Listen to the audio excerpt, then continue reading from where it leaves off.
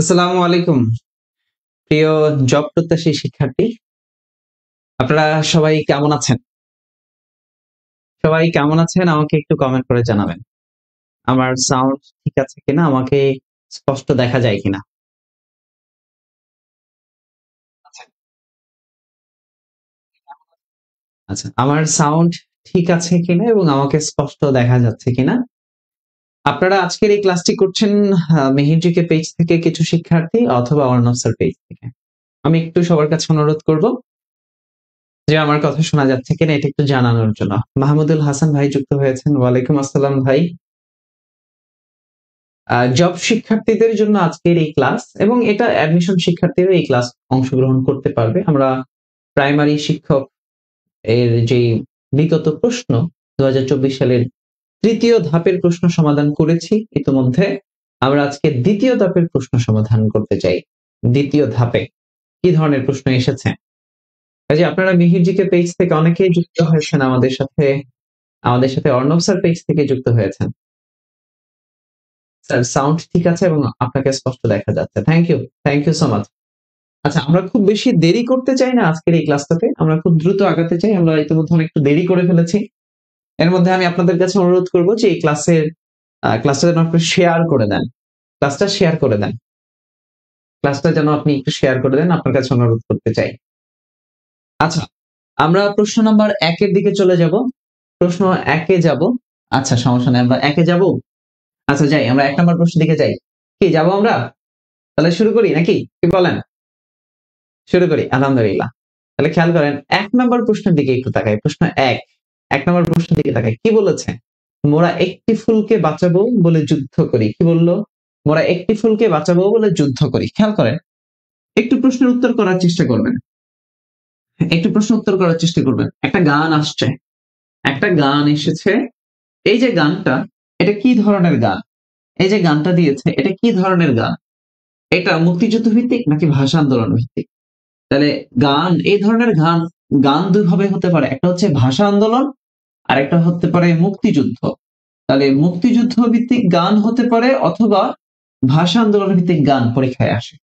হয় গানের গীতিকার আসতে পারে, এই যে গীতিকার যিনি রচনা করেছেন, অথবা এই গানটার যিনি সুরকার বা এই ধরনের যে গানগুলো আছে সেই সুরকার থেকে প্রশ্ন হতে পারে।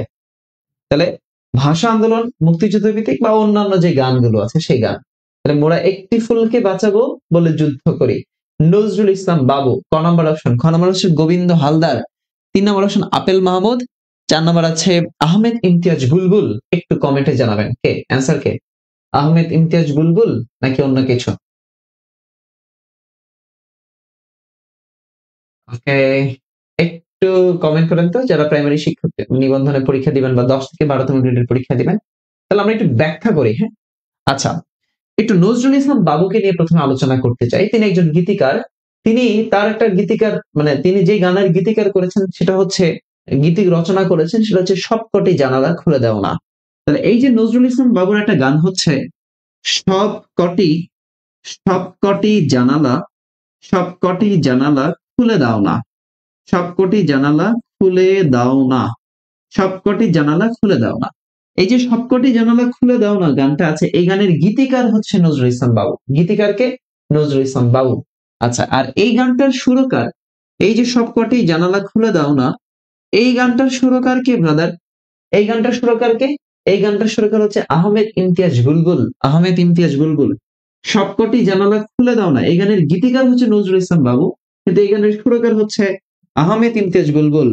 আহমেদ ইমতিয়াজ ইমতিয়াজ বুলবুল। আহমেদ ইমতিয়াজ বুলবুল। আহমেদ ইমতিয়াজ বুলবুল। আহমেদ ইমতিয়াজ বুলবুল।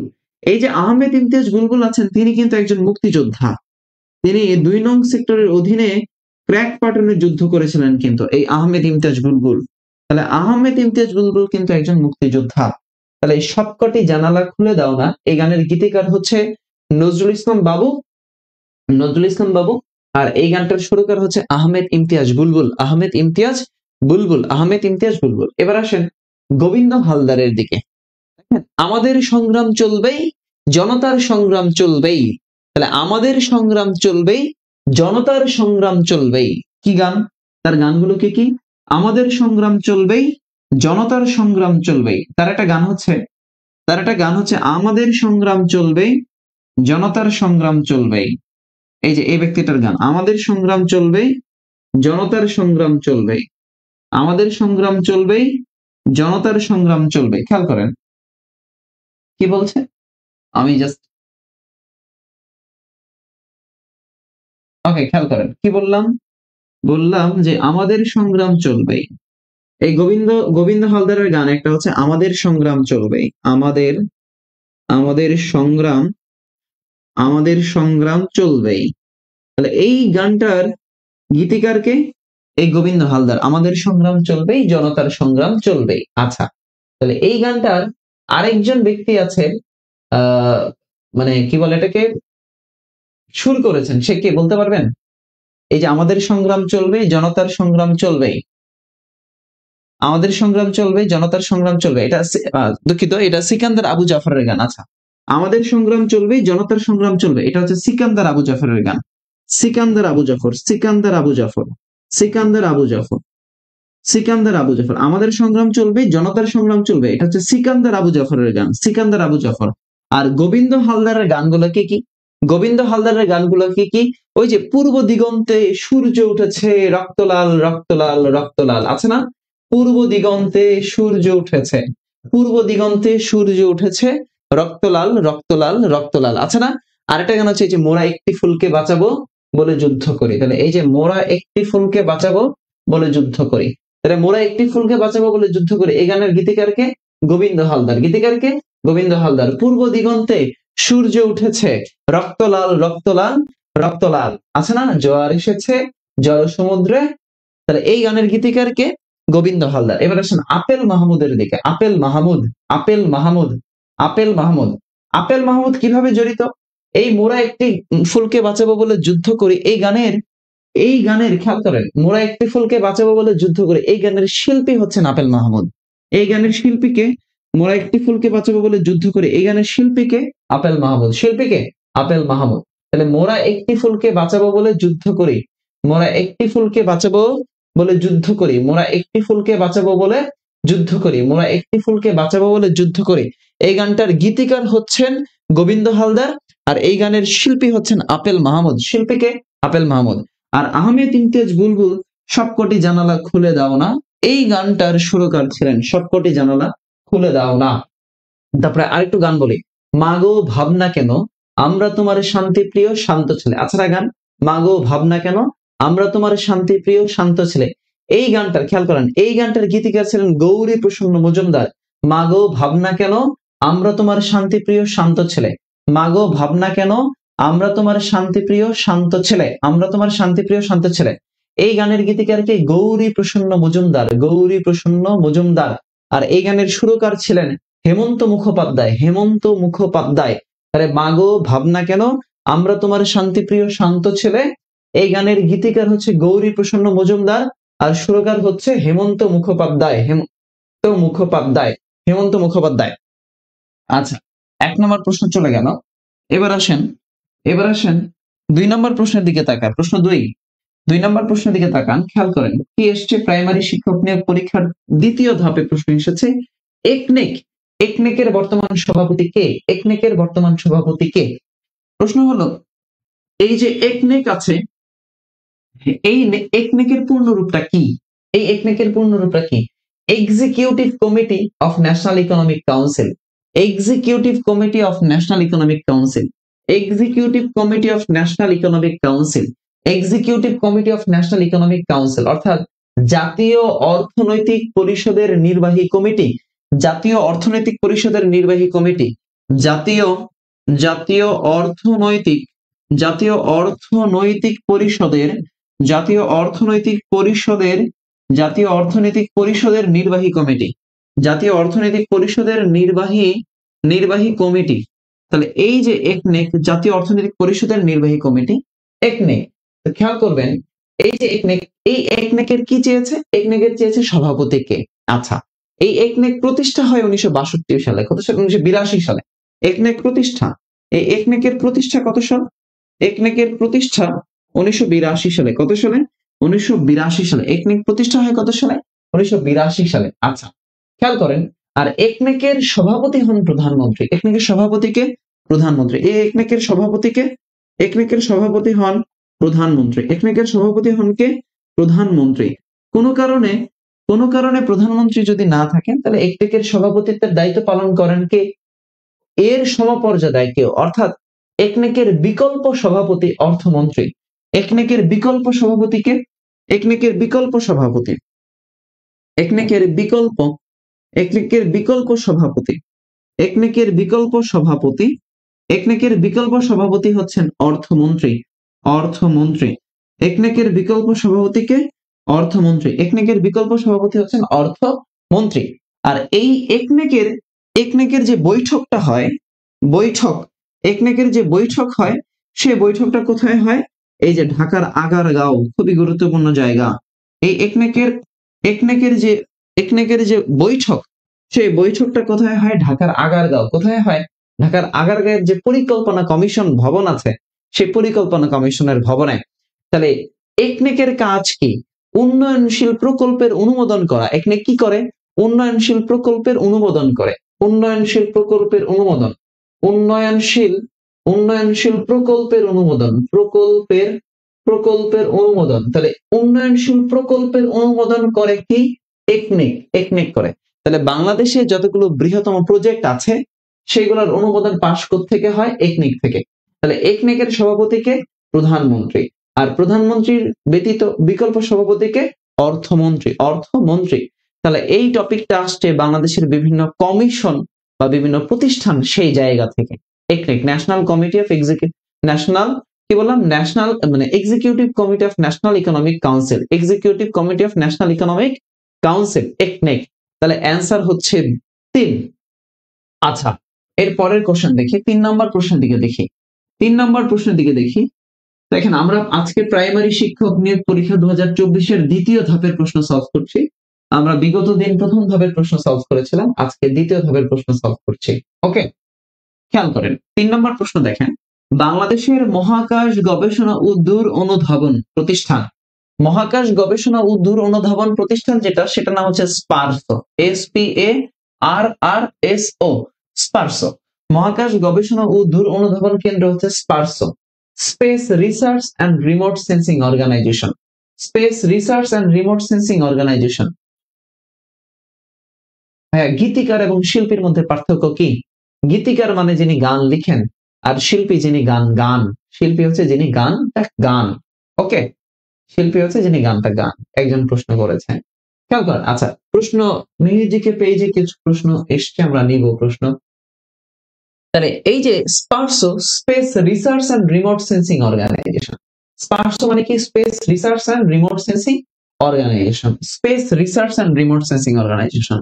SP, SP, space, SPEACE, space, SPACE, space research, RESEARC, research and remote sensing organisation. Space research and remote sensing, sensing organisation. Space research and remote sensing organisation.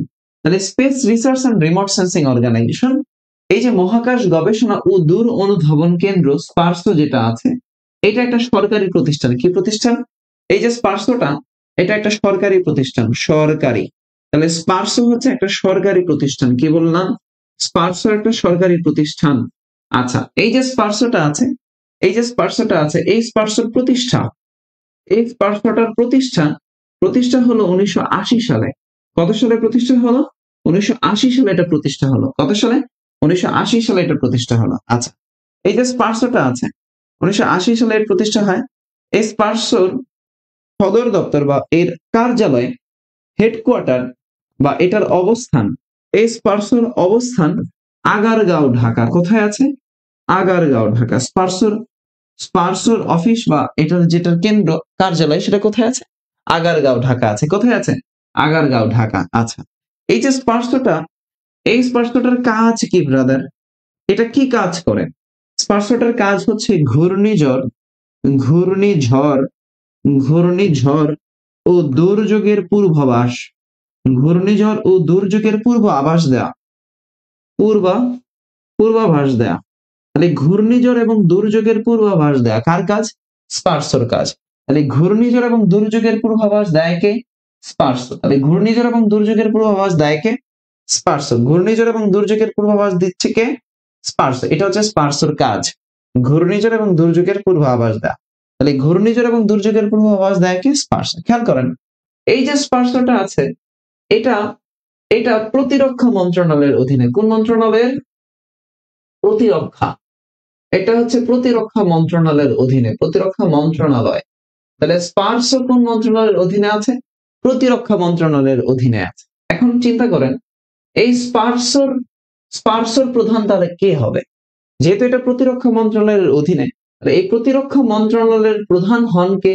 প্রধানমন্ত্রী। প্রতিরক্ষা মন্ত্রণালয়ের প্রধান কে হন? প্রধানমন্ত্রী। প্রতিরক্ষা মন্ত্রণালয়ের প্রধান কে হন? প্রধানমন্ত্রী হন। প্রতিরক্ষা মন্ত্রণালয়ের প্রধান কে হয়? প্রধানমন্ত্রী।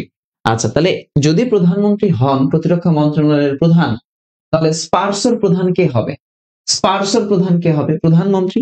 তার মানে এই স্পার্সোর প্রধানও কে হয়? প্রধানমন্ত্রী হন, প্রধানমন্ত্রী। তাহলে ঘূর্ণিঝড় এবং দুর্যোগের পূর্বাভাস দেয় যে সংস্থাটা, তার নাম হচ্ছে স্পার্সো। দূর অনুধাবন কেন্দ্র ও মহাকাশ গবেষণা।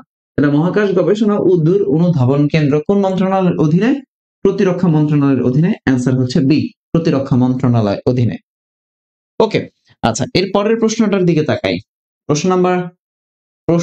পরের প্রশ্নের দিকে তাকাই। 4 নাম্বার প্রশ্নটার দিকে তাকান, কি আসছে? 4 নাম্বার প্রশ্ন, 1 নটিক্যাল মাইল সমান সমান কত কিলোমিটার?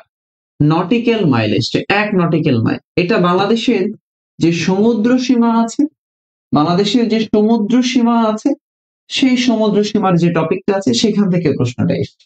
বাংলাদেশের সমুদ্র সীমার সাথে জড়িত যে টপিকটা, সেই টপিক থেকে প্রশ্ন এসছে। খেয়াল করেন, নটিক্যাল মাইল, এই নটিক্যাল মাইল হচ্ছে সমুদ্র দৈর্ঘ্য মাপার একক। নটিক্যাল মাইল কি? সমুদ্র দৈর্ঘ্য মাপার একক। সমুদ্র দৈর্ঘ্য মাপার একক। সমুদ্র দৈর্ঘ্য মাপার একক। তাহলে নটিক্যাল মাইল হচ্ছে সমুদ্র দৈর্ঘ্য মাপার একক। কিসের একক?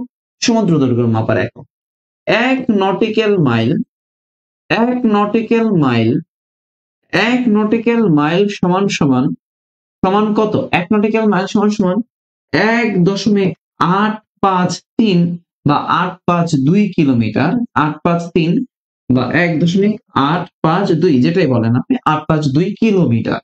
এটা হচ্ছে নটিক্যাল মাইলের হিসাব। 1 নটিক্যাল মাইল সমান 1.852 বা 853 কিলোমিটার। আচ্ছা, প্রশ্নটা খেয়াল করেন, এই যে বাংলাদেশের সমুদ্র সীমা, খেয়াল করেন, বাংলাদেশের মোট সমুদ্র অঞ্চল, বাংলাদেশের মোট সমুদ্র অঞ্চল, বাংলাদেশের মোট সমুদ্র অঞ্চল হলো 1,18,813 বর্গ কিলোমিটার। 1,18,813 বর্গ কিলোমিটার। বাংলাদেশের মোট সমুদ্র অঞ্চল কত? 1,18,813 বর্গ কিলোমিটার। এই যে 1,18,813 বর্গ কিলোমিটারটা আছে, এটা হলো পূর্ণাঙ্গ যে মানচিত্র, সেই পূর্ণাঙ্গ মানচিত্র অঙ্কন করে বা প্রকাশ করে চট্টগ্রাম বিশ্ববিদ্যালয়। তাহলে এই যে বাংলাদেশের সমুদ্র অঞ্চলের পূর্ণাঙ্গ যে মানচিত্র আছে, পূর্ণাঙ্গ মানচিত্র, এই পূর্ণাঙ্গ মানচিত্র প্রকাশ করে কে? এই পূর্ণাঙ্গ মানচিত্র প্রকাশ করে চট্টগ্রাম বিশ্ববিদ্যালয়, সিইউ, চট্টগ্রাম বিশ্ববিদ্যালয়। খেয়াল করেন, আমরা ভারত এবং মিয়ানমারের সাথে সমুদ্র বিজয় করেছি, তাই না? ভারত এবং মিয়ানমারের সাথে। খেয়াল করেন, আমরা এই টপিকটা আমি আমার ফ্রি ক্লাসেও পড়িয়েছি। আপনারা যারা দেখতে পারেননি বা দেখেননি, ইনশাল্লাহ দেখে নেবেন। খেয়াল করেন, তাহলে এই যে বাংলাদেশ মিয়ানমারের সাথে সমুদ্র বিজয় করেছে 2012 সালে। এই সমুদ্র বিজয় করেছে মিয়ানমারের সাথে 2012 সালে, যেখানে রায় পায় কার কাছ থেকে? ITLOS, International Tribunal for the Law of the Sea. International Tribunal for the Law of the Sea, তার কাছ থেকে বাংলাদেশ রায় পেয়েছিল। ওকে, রায় পেয়েছিল। আচ্ছা, খেয়াল করেন, একইভাবে আমরা ভারতের কাছ থেকে সমুদ্র বিজয় করলাম না? আমরা ভারতের কাছ থেকে সমুদ্র বিজয় করেছি 2014 সালে ভারতের সাথে, এবং এই ভারতের সাথে সমুদ্র বিজয়ের রায় দিয়েছে পিসিএ আদালত। Permanent court of arbitration, permanent court of arbitration. আচ্ছা, রোকসানা ইসলাম বলছে কাজটা আরো আগে শুরু করলে ভালো হতো, আজান দিয়ে দিবে। আমরা বিগত 40-45 মিনিট ধরে ক্লাস শুরু করার চেষ্টা করছিলাম, আপনারা হয়তো জানেন বারবার নেটওয়ার্ক ইস্যুর কারণে ক্লাসটা কেটে যাচ্ছিল, এই জন্য একটু পরে দেরি হয়ে গেল। আচ্ছা, তাহলে এই যে নটিক্যাল মাইলের এই প্রশ্নটা আসছে এই সমুদ্র সীমার এই টার্ম থেকে। আশা করি এই চ্যাপ্টারটা ভালো করে পড়বেন আপনারা। যদি কোনো সমস্যা থাকে ইনশাআল্লাহ জানাবেন, আমি তো আছি। আচ্ছা, এর পরের কোশ্চেন। ওকে, তাহলে আমরা আগের প্রশ্নটা পড়লাম হচ্ছে 4 নাম্বার, এবার আসেন 5 নাম্বার প্রশ্নের দিকে তাকাই। 5 নাম্বার প্রশ্নে বলছে যে চীন থেকে ভারতে আসা প্রথম পর্যটকের নাম কি? চীন থেকে প্রথম আসছে যে পরিভ্রাজক পর্যটক, তার নাম কি? চীন থেকে আসা প্রথম পরিভ্রাজক বা পর্যটকের নাম কি? চীন থেকে, দেখে অ্যান্সার করেন তো ভাই, একটু অ্যান্সার করেন দেখি। চীন থেকে আসা প্রথম পরিভ্রাজকের নাম কি? চীন থেকে আসা প্রথম পরিভ্রাজকের নাম কি? খেয়াল করেন, তাহলে দেখি অ্যান্সার করেন। চীন থেকে আসা প্রথম পরিভ্রাজক ক নম্বর অ্যান্সার করেছেন? বন্যা আক্তার নির্ঝরা, বন্যা আক্তার নির্ঝরা। আচ্ছা, অর্ণব স্যার পেজ থেকে যারা জবের জন্য ক্লাসটা দেখছেন তারা একটু কমেন্ট করবেন জব। যারা মিহিরজিকে পেজ থেকে ক্লাসটা দেখছেন তারা একটু কমেন্ট করবেন জব। দুইটা পেজের মধ্যেই আপনি একটু কমেন্ট করে জানান জব, জাস্ট যারা জব ক্যান্ডিডেট তারা জব জানান, তাহলেই হবে ইনশাআল্লাহ। আচ্ছা, 5-এর এ বলছে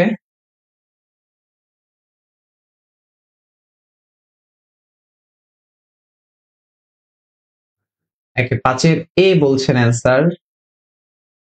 ফৌজিও বলছে 5-এর এ। আচ্ছা, আচ্ছা, আমরা একটু পরে আজানের বিরতি দিয়ে দিব, নামাজের বিরতি দিয়ে দিব। খেয়াল করেন চীন থেকে আসা প্রথম পরিভ্রাজকের নাম কি? তাহলে আমরা একটু প্রথম অপশনটা নিয়ে আলোচনা করি। ফাহিয়েন। ফাহিয়েন এসেছিলেন কখন জানেন?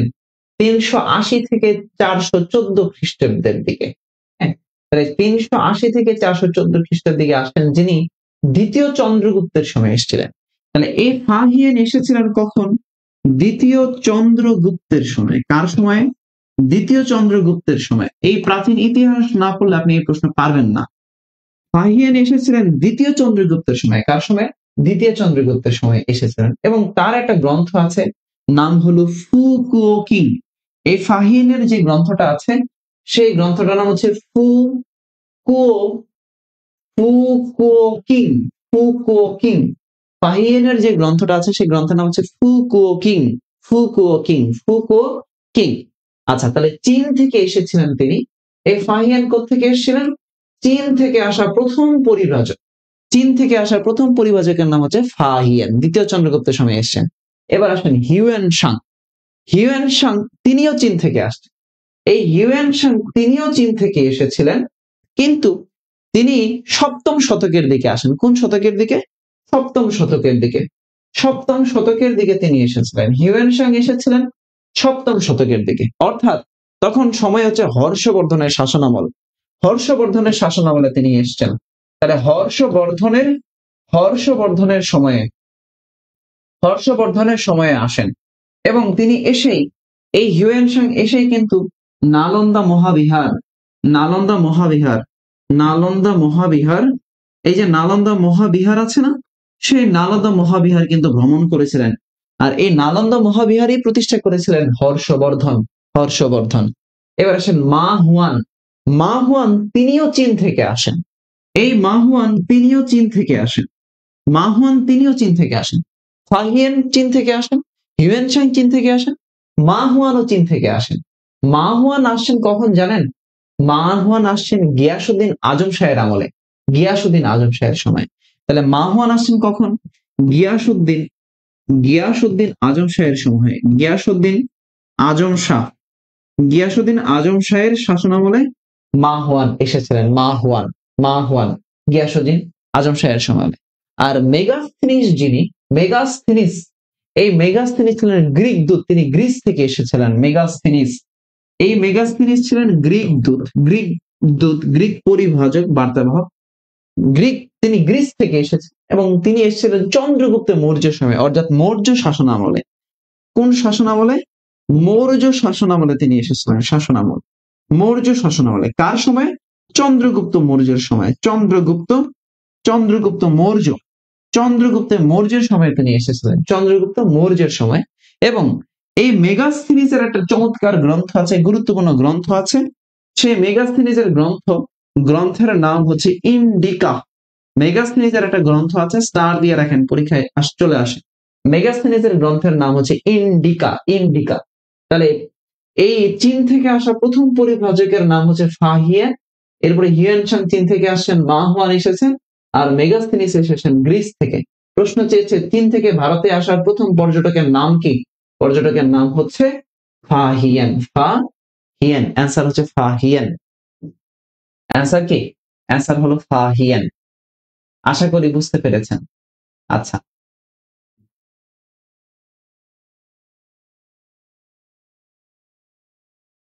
ওকে, আমাকে বলেন কোশ্চেন নাম্বার 5 ক্লিয়ার কিনা?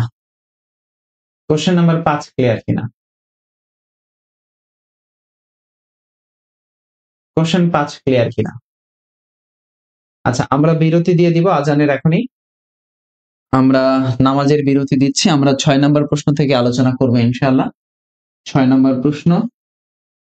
আমরা ঠিক কয়টা বাজে এখন? 5টা 55। আমরা 6টা 10 মধ্যে ফিরে আসবো, 6টা 15 মধ্যে ফিরে আসবো। 6টা 10, আচ্ছা 10, হ্যাঁ, 6টা 15 মধ্যে ফিরে আসবে ইনশাআল্লাহ। 6টা 15-তে ফিরে আসবো। 6টা 15-র মধ্যে আমরা ফিরে আসবো ইনশাআল্লাহ, নামাজের পরে। নামাজের পরে ইনশাআল্লাহ। ততক্ষণ পর্যন্ত আপনারা সবাই আবার ফিরে আসবেন, আমরা আলোচনা করবো ইনশাআল্লাহ।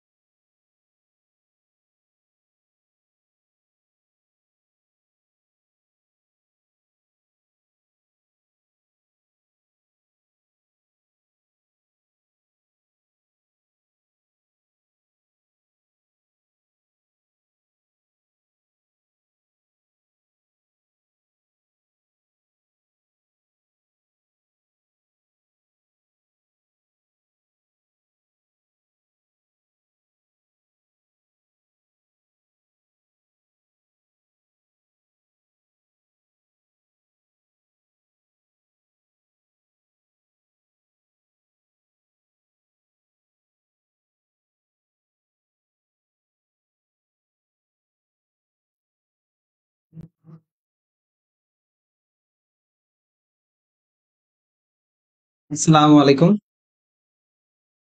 আবারও ফিরে আসলাম আমরা। আবারও ফিরে আসলাম।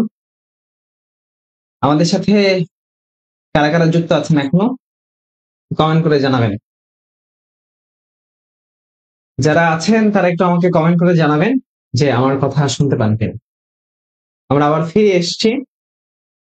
আমরা যে জায়গাটায় আলোচনা করছিলাম সেটা হচ্ছে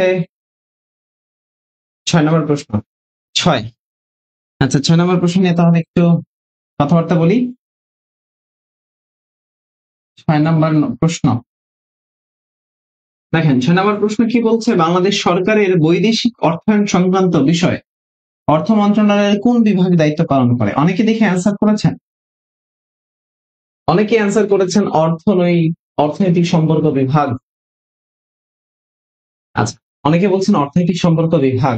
আচ্ছা, একটু আলোচনা করার চেষ্টা করি। হ্যাঁ, বাংলাদেশ সরকারের বৈদেশিক অর্থ সংক্রান্ত অর্থ মন্ত্রণালয় যে দায়িত্ব পালন করে, তো অ্যান্সার হচ্ছে অর্থনৈতিক সম্পর্ক বিভাগ। ঠিক আছে, অ্যান্সার যারা করেছেন এটা ঠিক আছে, কোনো সমস্যা নাই। এখন কথা হলো অর্থ মন্ত্রণালয় 4টা বিভাগ নিয়ে গঠিত হয়। কয়টা বিভাগ নিয়ে? 4টা। একটা হচ্ছে আর্থিক প্রতিষ্ঠান বিভাগ। আর্থিক প্রতিষ্ঠান বিভাগ, এই যে অর্থ মন্ত্রণালয়ের 4টা বিভাগ নিয়ে গঠিত হয়। একটা হচ্ছে আর্থিক আর্থিক প্রতিষ্ঠান বিভাগ। আর্থিক প্রতিষ্ঠান বিভাগ, একটা হলো আর্থিক প্রতিষ্ঠান বিভাগ। এটা হলো একটা আর্থিক প্রতিষ্ঠান বিভাগ। এবার খেয়াল করেন আরেকটা বিভাগ, 4টা বললাম, আরেকটা হচ্ছে অর্থ বিভাগ, এফডি যেটাকে বলা হয় অর্থ বিভাগ। অর্থ বিভাগ। আচ্ছা, অর্থ বিভাগ চলে গেল, আর্থিক প্রতিষ্ঠান বিভাগ চলে গেল। আরেকটা বিভাগ হচ্ছে অর্থনৈতিক সম্পর্ক বিভাগ। অর্থনৈতিক সম্পর্ক বিভাগ। অর্থনৈতিক সম্পর্ক অর্থনৈতিক সম্পর্ক বিভাগ। অর্থনৈতিক সম্পর্ক বিভাগ। আর 4 নম্বরে যে বিভাগটা আছে সেটার নাম হচ্ছে অভ্যন্তরীণ সম্পদ বিভাগ। অভ্যন্তরীণ সম্পদ বিভাগ। অভ্যন্তরীণ অভ্যন্তরীণ সম্পদ বিভাগ। অভ্যন্তরীণ সম্পদ বিভাগ। অভ্যন্তরীণ সম্পদ বিভাগ। এই যে 4টা বিভাগ আছে, এই যে 4টা বিভাগ আছে, এই 4টা বিভাগ খেয়াল করেন, এই যে 4টা বিভাগ আছে, এই 4টা বিভাগ নিয়ে এই 4টা বিভাগ নিয়ে কি হয়েছে? এই 4টা বিভাগ নিয়ে আছে অর্থ মন্ত্রণালয় তার দায়িত্ব পালন করে। বুঝতে পেরেছেন? দায়িত্ব পালন। এখন খেয়াল করেন এই যে অর্থনৈতিক সম্পর্ক বিভাগ, এটার কাজটা আসলে কি? এটার কাজটা কি? অভ্যন্তরীণ সম্পর্ক বিভাগ যেটা আছে, অর্থনৈতিক সম্পর্ক বিভাগ যেটা আছে, এই অর্থনৈতিক সম্পর্ক বিভাগের কাজটা কি জানেন? কি কি কাজ? কি কাজ এটা কি জানেন? বৈদেশিক সহায়তার প্রয়োজনীয়তা নিরূপণ করে। বৈদেশিক সহায়তার প্রয়োজনীয়তা নিরূপণ সেটা করবে। একই সাথে সে চুক্তি সম্পাদনার মাধ্যমে বৈদেশিক দেশের সাথে সে চুক্তি সম্পাদনা করবে, তার কাজ। এবং সেই চুক্তি অনুযায়ী একটা নীতি প্রণয়ন করবে এবং সেটা বাস্তবায়ন করার চেষ্টা করবে। এটাই হচ্ছে কি? এটাই হলো আমাদের এই অর্থনৈতিক সম্পর্ক বিভাগের কাজ। তাহলে খেয়াল করেন বাংলাদেশ সরকারের বৈদেশিক অর্থ সংক্রান্ত বিষয়ে অর্থ মন্ত্রণালয়ের কোন বিভাগটা কাজ করে? অর্থনৈতিক সম্পদ বিভাগ। তাহলে এটা সরকার ব্যবস্থা থেকে একটা প্রশ্ন এসেছে। এই টপিকটা হচ্ছে সরকার ব্যবস্থার একটা টপিক। আচ্ছা, এরপরে আসেন 7 নম্বর প্রশ্ন দেখেন, ওআইসি আন্তর্জাতিক একটা সংস্থা থেকে প্রশ্ন আসলো। ওআইসি আন্তর্জাতিক সংস্থা। ওআইসি ওআইসির প্রধান কার্যালয় কোথায় অবস্থিত? ওআইসির প্রধান কার্যালয়। তাহলে চলুন একটু ওআইসি নিয়ে আলোচনা করার চেষ্টা করি। ওআইসি খেয়াল করেন, Organisation of Islamic Cooperation. OIC মানে কি? Organisation of Islamic Cooperation. আচ্ছা, এই ওআইসি 1969 সালে প্রতিষ্ঠা হয়। কত সালে? 1969 সালে। ওআইসি প্রতিষ্ঠা কবে? ওআইসি প্রতিষ্ঠা হচ্ছে 1969 সালে। কত সালে? 1969 সালে। 1969 সালে ওআইসি প্রতিষ্ঠিত হয়। আচ্ছা, তো এর সদর দপ্তর কোথায় আছে? সৌদি আরবের জেদ্দায়। কোথায়? সৌদি আরবের জেদ্দা। তাহলে হেডকোয়ার্টার কোথায়? হেডকোয়ার্টার হচ্ছে জেদ্দা। হেডকোয়ার্টার হচ্ছে জেদ্দা, সৌদি আরব। হেডকোয়ার্টার কোথায়? জেদ্দা, সৌদি আরব। জেদ্দা। হেডকোয়ার্টার কোথায় আছে? হেডকোয়ার্টার আছে সৌদি আরবের জেদ্দা। তাহলে জেদ্দা, সৌদি। তাহলে জেদ্দা, সৌদি আরব। জেদ্দা, সৌদি আরব। জেদ্দা, সৌদি আরব। হেডকোয়ার্টার জেদ্দা, সৌদি আরব। তাহলে এখন তাহলে প্রশ্ন হতে পারে, এই যে প্রশ্ন হয়েছে ওআইসির প্রধান কার্যালয় কোথায়, সৌদি আরবের জেদ্দায়। আর এই ওআইসির উদ্যোক্তা দেশ হচ্ছে মিশর। ওআইসির উদ্যোক্তা দেশ কোনটা? মিশর। তাহলে ওআইসির উদ্যোক্তা দেশকে মিশর। প্রশ্ন হতে পারে ওআইসির উদ্যোক্তা দেশ, তাহলে ওআইসির উদ্যোক্তা দেশ, তাহলে ওআইসির উদ্যোক্তা দেশকে, ওআইসির উদ্যোক্তা দেশ হচ্ছে মিশর। ওআইসির উদ্যোক্তা দেশকে, ওআইসির উদ্যোক্তা দেশ হচ্ছে মিশর। আর বাংলাদেশ ওআইসির সদস্যপদ লাভ করে 1974 সালে। কত সালে? 1974 সালে। তাহলে বাংলাদেশ সদস্যপদ পেয়েছে ওআইসির কত সালে? 1974 সালে। 1974 সালের ফেব্রুয়ারি মাসে, 23 ফেব্রুয়ারি, 1974 সালের 23 ফেব্রুয়ারি, 23 ফেব্রুয়ারি 1974 সালের 23 ফেব্রুয়ারি 1974 সালের 23 ফেব্রুয়ারি ওআইসির সদস্যপদ লাভ করে। আচ্ছা, তাহলে বাংলাদেশ ওআইসির কততম দেশ? 32তম দেশ। কততম দেশ? বাংলাদেশ ওআইসির 32তম দেশ। কততম দেশ? 32তম দেশ। ওআইসির 32তম দেশ বাংলাদেশ। ওআইসির 32তম দেশ। বাংলাদেশ ওআইসির কততম দেশ? 32তম দেশ। খেয়াল করেন, ওআইসির ভাষা হচ্ছে তিনটা, পরীক্ষায় মাঝে মাঝে আসে। ওআইসির ভাষা কয়টা? এই ওআইসির ভাষা হচ্ছে তিনটা। কয়টা? ওআইসির ভাষা হচ্ছে তিনটা। ওআইসির ভাষা কয়টা? তিনটা। আরবি, ইংরেজি, ফ্রেঞ্চ। আরবি, ইংরেজি, ফ্রেঞ্চ। আরবি ভাষা, ইংরেজি ভাষা, ইংরেজি ভাষা আর হচ্ছে ফ্রেঞ্চ ভাষা। তাহলে আরবি, ইংরেজি, ফ্রেঞ্চ, এই তিনটা ভাষা হচ্ছে ওআইসির ভাষা। তাহলে ওআইসির প্রধান কার্যালয় কোথায় আছে? সৌদি আরবের জেদ্দায়। জেদ্দা সৌদি আরব। জেদ্দা সৌদি আরব। ওকে, খেয়াল করেন, আপনারা যারা মিহির জিকে ফাইনাল সাজেশন বইটা পড়েন অথবা যারা চাকরির প্রস্তুতি নিচ্ছেন, চাকরির ক্যান্ডিডেট যারা আছেন, মিহির জিকে পেজ থেকে যারা দেখছেন, তো চাকরি মনে করেন আপনি যদি খুব বেসিক থেকে ক্লিয়ার করে পড়েন, বেসিক থেকে ক্লিয়ার করে যদি আপনি চাকরির প্রস্তুতি নিতে চান, ধরেন আপনি 48 পরীক্ষা দিবেন বিসিএস, বা আপনি সামনে প্রাইমারি নিবন্ধনে পরীক্ষা দিবেন, অথবা 10 থেকে 20 গ্রেডের কোনো চাকরি পরীক্ষা দিবেন, খাদ্য অধিদপ্তরে পরীক্ষা দিবেন, বা সমাজ সেবাতে দিবেন, হোয়াট এভার আপনার যেখানেই চাকরি মানে সার্কুলার হয়, তো আপনি বেসিক থেকে এই বইটা পড়েন। আপনাদের বেসিকের জন্য যারা দীর্ঘমেয়াদী প্রস্তুতি নিতে চাচ্ছেন 6-7 মাস, তাদের জন্য হচ্ছে মিউজিকে বেসিক বই, যেখানে এমসিকিউ সহ প্র্যাকটিস সহ দেয়া আছে। বাংলাদেশ বিষয়গুলি, আন্তর্জাতিক বিষয়গুলি, ভূগোল, সুশাসন পুরোটা দেয়া আছে এখানে। আর যারা স্বল্প সময়ে প্রস্তুতি নিতে চান, মনে করেন পরীক্ষার 1 মাস আগে, 2 মাস আগে একটা বই পড়তে চান, ছোট বই পড়তে চান, তারা হচ্ছে ফাইনাল সাজেশন, এটা নিতে পারেন।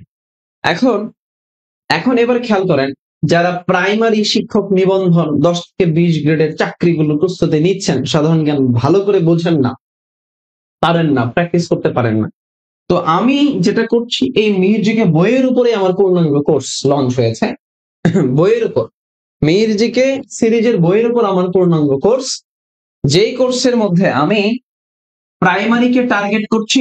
আমার টার্গেট হলো যারা, যে সকল ভাইরা আমার প্রাইমারিতে পরীক্ষা দিবেন, যারা শিক্ষক নিবন্ধনে পরীক্ষা দিবেন, যারা সমাজ সেবাতে পরীক্ষা দিবেন, সমাজ সেবা অধিদপ্তরে পরীক্ষা দিবেন, বা খাদ্য অধিদপ্তরে পরীক্ষা দিবেন, অথবা 12 থেকে 20 গ্রেডের যে কোনো চাকরি পরীক্ষা দিবেন, তাদের জন্য আমার এই কোর্সটা, যেখানে আমি বাংলাদেশ বিষয়গুলি পড়াবো 15টা লেকচারের মাধ্যমে, ইন্টারন্যাশনাল অ্যাফেয়ার্স পড়াবো 10টা লেকচারে, এরপরে প্রতি মাসে 2টা করে সাম্প্রতিক ক্লাস থাকবে।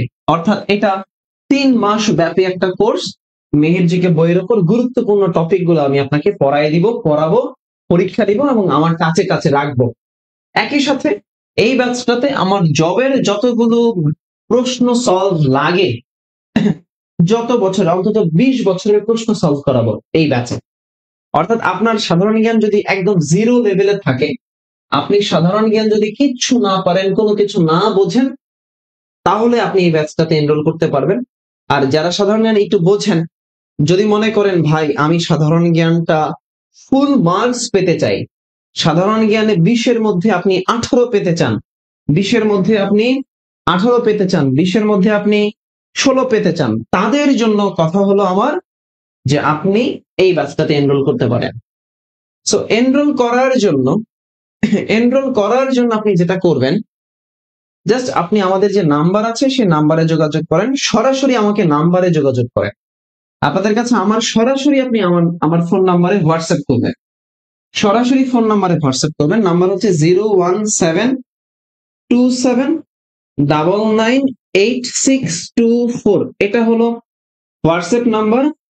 আপনি আমার হোয়াটসঅ্যাপ নাম্বারে সরাসরি একটা মেসেজ দিবেন 01727998624 পেজে নক না করে সরাসরি আপনি আমার হোয়াটসঅ্যাপে নক দেন। এটা হলো সরাসরি আপনি আমার হোয়াটসঅ্যাপে নক দিবেন। কোর্স ফি হলো 1020 টাকা। কোর্স ফি কত? কোর্স ফি 1020 টাকা। রেকর্ড ক্লাস থাকবে, এক্সাম নেওয়া হবে প্রচুর পরিমাণ এই ব্যাচে, প্রচুর পরিমাণ এক্সাম নেওয়া হবে এই ব্যাচে ইনশাআল্লাহ। আল্লাহ ভরসা। সো যারা আসতে চান আল্লাহ ভরসা আসেন, আমি আপনাকে সর্বোচ্চ হেল্প করব। আপনার সাধারণ জ্ঞানের সর্বোচ্চ হেল্প আপনি ইনশাআল্লাহ পাবেন আল্লাহ ভরসা। ওকে, এবার আসেন আমরা নেক্সট স্লাইডে চলে যাব। নেক্সট স্লাইডে চলে যাব। পরের কোশ্চেনটা দেখেন কি বলছে, বর্তমানে কোন বিভাগে সাক্ষরতার হার সবচেয়ে বেশি? তাহলে সাক্ষরতার হার সবচেয়ে বেশি কোথায় একটু বলেন তো, সাক্ষরতার হার সবচেয়ে বেশি কোথায়? এটা সাম্প্রতিক কোশ্চেন, একটা সাম্প্রতিক থেকে প্রশ্ন এসেছে, এটা সাম্প্রতিক প্রশ্ন, সাম্প্রতিক প্রশ্ন এটা। সো আমরা সাম্প্রতিক প্রশ্নগুলো স্কিপ করার চেষ্টা করব, যেগুলো মানে খুবই রিসেন্ট কোশ্চেন গুলো পড়বো, কিন্তু অনেক আগের কোশ্চেন গুলো একটু স্কিপ করার চেষ্টা করব।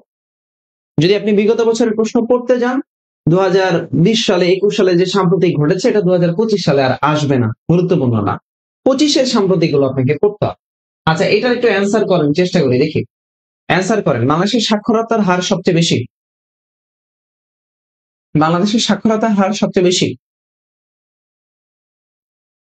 বাংলাদেশের সাক্ষরতার হার। আচ্ছা, সিলেটে, সিলেটে তো সাক্ষরতার সবচেয়ে কম, তাহলে সাক্ষরতার হার বেশি কোথায়? আপনারা অ্যান্সার করবেন, আমি দেখব। সাক্ষরতার হার সবচেয়ে বেশি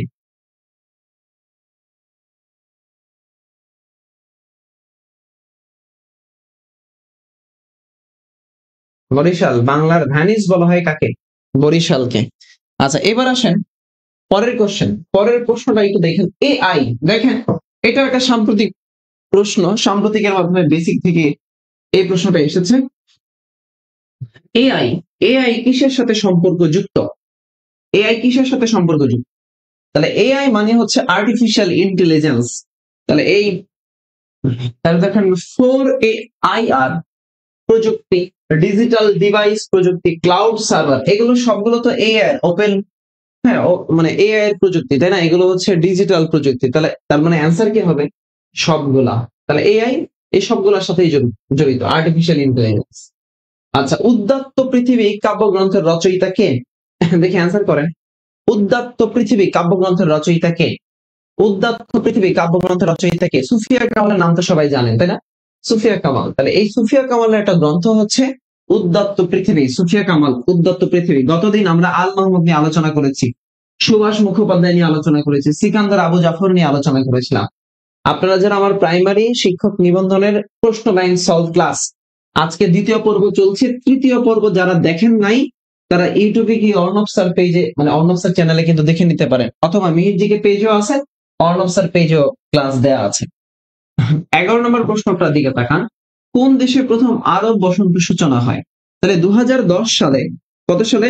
2010 সালের ডিসেম্বর মাসে। তাহলে এই 2010 সালের ডিসেম্বর মাসে তিউনিসিয়াতে, কোন দেশে? তিউনিসিয়াতে আরব বসন্তের সূচনা হয়। তিউনিসিয়াতে কি হয়? আরব বসন্তের সূচনা হয়। তাহলে আরব বসন্ত হয় কোথায়? তিউনিসিয়াতে।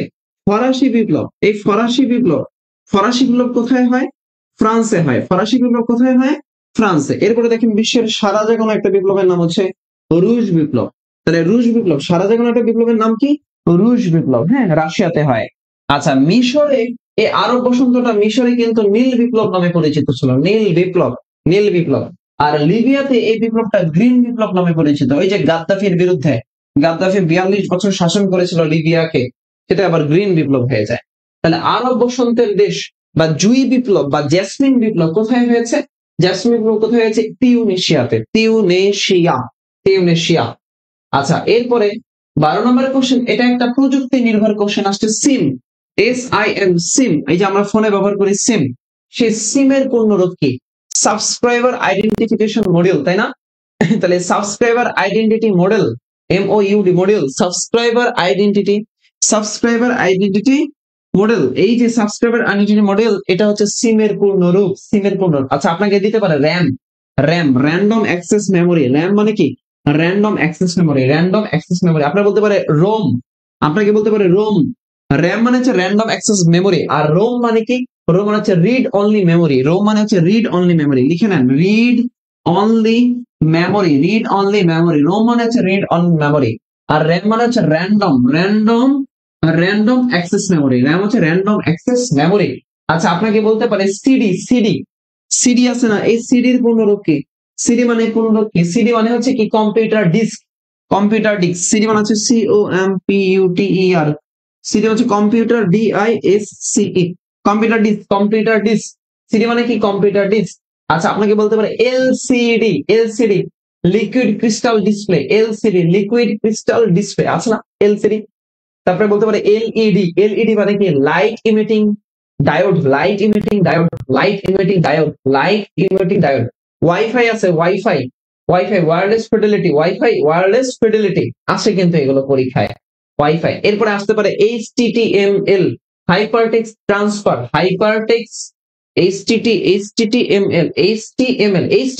HTML হাইপারটেক্সট কি জানো, হাইপারটেক্সট মার্কআপ ল্যাঙ্গুয়েজ, HTTP। আচ্ছা এরপরে আসে আরেকটা জিনিস, যেমন GPS global positioning system, GPS মানে কি গ্লোবাল পজিশনিং সিস্টেম। এই যে পূর্ণরূপ অ্যাব্রিভিয়েশন আইসিটি রিলেটেড অ্যাব্রিভিয়েশন পরীক্ষায় আসে, দেখবেন ভালো করে। আচ্ছা কোন গ্রন্থটি উইলিয়াম ব্লেকের লেখা গ্রন্থ কোনটা? All of this answer, the traveller, the school বয়।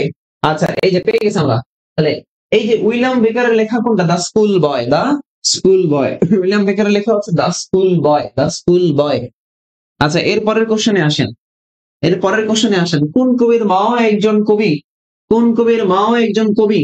আচ্ছা দেখেন জীবনানন্দ দাশ, এই যে জীবনানন্দ দাশ বরিশালে তার বাড়ি, জীবনানন্দ দাশ তার মাতার নাম ছিল কি? জীবনানন্দ দাশের মাতা কি? কুসুম কুমারী দাস, জীবনানন্দ দাশের মাতার নাম কি? কুসুম কুমারী দাস, জীবনানন্দ দাশের মায়ের নাম কি? কুসুম কুমারী দাস, কুসুম কুমারী দাস। তাহলে তিনিও একজন সভাকবি ছিলেন। তাহলে এই যে আবার আসিব ফিরে ধানসিঁড়ির ওই তীরে চিল শালিকের বেশে, তারপরে এই যে বনলতা সেন, কে লিখেছে? জীবনানন্দ দাশ লিখেছিলেন। তাহলে দেখেন রূপসী বাংলার কবিকে জীবনানন্দ দাশ, তিমির হননের কবিকে জীবনানন্দ দাশ, রূপসী বাংলার কবি, যার মাও ছিলেন একজন কবি। আচ্ছা এর পরের কোশ্চেন দেখে নিম্নের কোন রোগ দুটি অসংক্রামক ব্যাধি? সংক্রামিত হয় না কোনটা? অসংক্রামক ব্যাধি কোনটা? অসংক্রামক ব্যাধি কোনটা? দেখেন টাইফয়েড ও ডায়াবেটিস, কলেরা ও স্ট্রোক, আমাশয় ও ডায়াবেটিস, ক্যান্সার ও স্ট্রোক অসংক্রামক। আচ্ছা দেখেন তো টাইফয়েড এবং ডায়াবেটিস সংক্রামক রোগ, কলেরা স্ট্রোক সংক্রামক রোগ, আমাশয় ডায়াবেটিস সংক্রামক রোগ, কিন্তু ক্যান্সার এবং স্ট্রোক, এই যে ক্যান্সার আর স্ট্রোক এইটা কিন্তু অসংক্রামক ব্যাধি। তাহলে অসংক্রামক ব্যাধি কোনটা? এই ক্যান্সার এবং স্ট্রোক অসংক্রামক ব্যাধি। আচ্ছা ওকে, জব ক্যান্ডিডেট যারা আছেন তারা একটু আমাকে কমেন্ট করলে আমি রেগুলার আপনাদের জন্য এই প্রশ্ন ব্যাখ্যা ক্লাস নিয়ে যাব ইনশাআল্লাহ। বিগত অন্তত 15 বছরে আপনাদের ব্যাখ্যা পড়াবো, ফ্রিতেই পড়াবো। বিগত 15 বছরের ব্যাখ্যা আপনাদেরকে আমি ফ্রিতে পড়াবো। প্রাইমারি এই যে প্রাইমারি শিক্ষক নিয়োগ পরীক্ষার আমি কমসে কম হলেও চাই বিগত 15 বছরের পড়াতে। আপনারা যদি বলেন যে স্যার পড়ান, আমি ইনশাল্লাহ পড়াবো। 15 বছরের প্রশ্ন অ্যানালাইসিস আমি আপনাকে করাই দিব ইনশাআল্লাহ। প্রশ্ন অ্যানালাইসিস কোনো টাকা নিব না, একদম ফ্রিতে করাবো, কোনো সমস্যা নাই, ফ্রিতে। চান কিনা একটু কমেন্টে জানাবেন। কারা জব প্রত্যাশী আছেন এখানে? জব প্রত্যাশী? আছেন? আচ্ছা উপসহকারী প্রকৌশলের জন্য ক্লাসটা, এই ক্লাসগুলো ইম্পর্টেন্ট, কোনো সমস্যা নেই, আপনি এই ক্লাসগুলো করতে পারেন। উপসহকারী প্রকৌশলের জন্য ইনশাআল্লাহ ক্লাস নিতে চাই, নিব ইনশাআল্লাহ। হ্যাঁ অ্যাডমিশন ক্যান্ডিডেট তবে এগুলো করতে চাই। আচ্ছা আমিও দিব। আচ্ছা একজন বলছেন ওকে, যারা চান আল্লাহ ভরসা আমি আছি, আমি রেগুলার ক্লাস নেব ইনশাআল্লাহ। তো খেয়াল করেন, আপনারা যারা এই আমাদের এই ব্যাচটাতে আসতে চান, এই প্রাইমারি শিক্ষক নিবন্ধন, তারপর হচ্ছে 10 থেকে 20 গ্রেডের যে কোনো চাকরি, হ্যাঁ অলরেডি বললাম যে কোনো চাকরির প্রিপারেশন আপনি নিতে চান, তাহলে আমাদের 1020 টাকা কোর্স ফি, যারা মিউজিকে বই নিয়েছেন আলহামদুলিল্লাহ, যারা নিয়েছেন তো আলহামদুলিল্লাহ কোনো সমস্যা নাই, যারা নিয়েছেন তো যারা পাচ্ছেন এই বইটা স্টক আউট অলরেডি বাজারে। সো আমাদের বইয়ের উপর কোর্স অলরেডি আমরা শুরু করছি, আমরা ভর্তি প্রক্রিয়া চালু করেছি। আচ্ছা এবার আসেন, আমার সকল ফ্রি ক্লাস আপনি আসলে কোথায় পাবেন? আমার যতগুলো ফ্রি ক্লাস আছে, সো আপনি একটু চেষ্টা করবেন আমার এই ফ্রি ক্লাসগুলো ইউটিউবে আমি আপলোড করে দেই। যেমন আমি আপনাকে একটু দেখাই দেই, আমি আপনাকে একটু দেখাই দেই।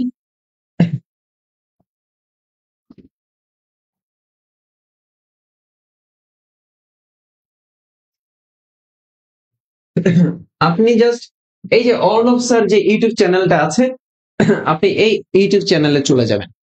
অর্ণব স্যার এই ইউটিউব চ্যানেলটাতে আপনি চলে যাবেন। চলে গেলেই দেখেন আমি আপনাকে দেখাই দিই, এই যে আমি একটা প্লে লিস্ট করেছি, এখানে গেলে আপনি প্লে লিস্ট পাবেন, এখানে গেলে আপনি প্লে লিস্ট পাবেন, আপনি প্লে লিস্টে চলে যাবেন। প্লে লিস্টে চলে গেলে আপনি এই যে দেখেন আমি এখানে দিয়েছি প্রাইমারি শিক্ষক নিয়োগ প্রশ্ন সমাধান, প্রাইমারি শিক্ষক নিয়োগ প্রশ্ন সমাধান। দেখেন তাহলে এই যে প্রাইমারি শিক্ষক নিয়োগ প্রশ্ন সমাধানের এইটার ভিতরে যাবেন, আমি এখানে গিয়ে দেখবেন আমি আপনার ক্লাসগুলো আপলোড করে দিব। এখানে এই যে অলরেডি এখানে একটা ভিডিও আপলোড হয়ে গেছে, এই যে ভিউ ফুল, এটাতে গেলে দেখবেন এই যে প্রাইমারি শিক্ষক নিয়োগ প্রশ্ন সমাধান 2024 তৃতীয় ধাপ, এই তৃতীয় ধাপের প্রশ্ন আমি অলরেডি এখানে আপলোড করে দিয়েছি, আপলোড করে দিয়েছি। এবার আপনি ইনশাল্লাহ আমি আজকের ক্লাস আপলোড করে দেবো, জাস্ট আপনি সাবস্ক্রাইব করে রাখেন, তাহলে ইনশাল্লাহ আপনি এখানে ভালো একটা পাবেন, আমার বিশ্বাস। ওকে, সবাই ভালো থাকবেন, সুস্থ থাকবেন, নিরাপদে থাকবেন। আপনাদের সাথে আবার আমার দেখা হবে ইনশাআল্লাহ। আল্লাহ হাফেজ, আসসালামু আলাইকুম। আমাদের ঠিক 7টায় থেকে আমাদের অ্যাডমিশনের ক্লাস চলবে আমাদের পেজগুলোতে ইনশাআল্লাহ।